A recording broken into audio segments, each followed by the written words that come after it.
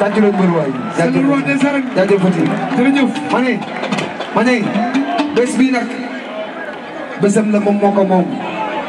waa dëkkam ñoo ko bëgg sargal kontaan nañu beneen sargal Modou Lo bi nag beneen sargal Modou Lo bi ñu ngi ñaan yàlla mu may la gudd fan ak wér may la jàmm ñu defal la ko beneen yoon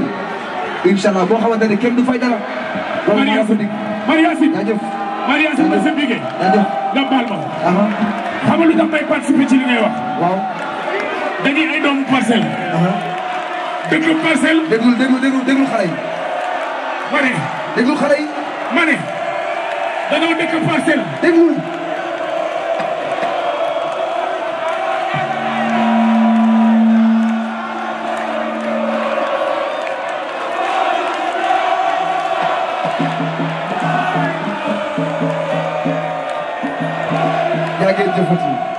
dara am loo bëgg a wax. waaw ma ne Maria Sène Mbaye sa bigé yow soo ñëwee parcelle c'est très normal parce que parcelle ku ne xam na ni yow fii nga dooree say concert fii ci akapes ñu ànd démb nag tey soog a ñëw nga mës a baax yow xol bu rafet barke Seydina Mohamed billahi wallahi tallahi parcelle bi lay bëgg loolu dafa yàgg barke alxuraanu karim ndax yow sa xol mën na laa walla ci lu ne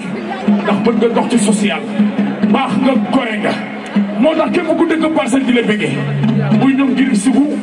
ñaa xarit loo ngi nii ñoom ñëpp ay doom parcelle lañ mais yow la ñuy bëggee barke Seydina Mohamed yàlla yàlla jàmmal la. jërëjëf Talla Anna waa léegi nag fu ñu jëm ah fu ñu jëm dañ leen def mën a yaa ngeen jëm def mën a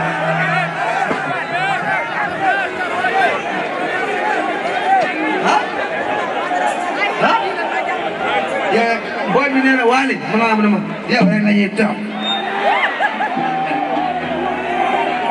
topp nga bu bëri maanaam ok ok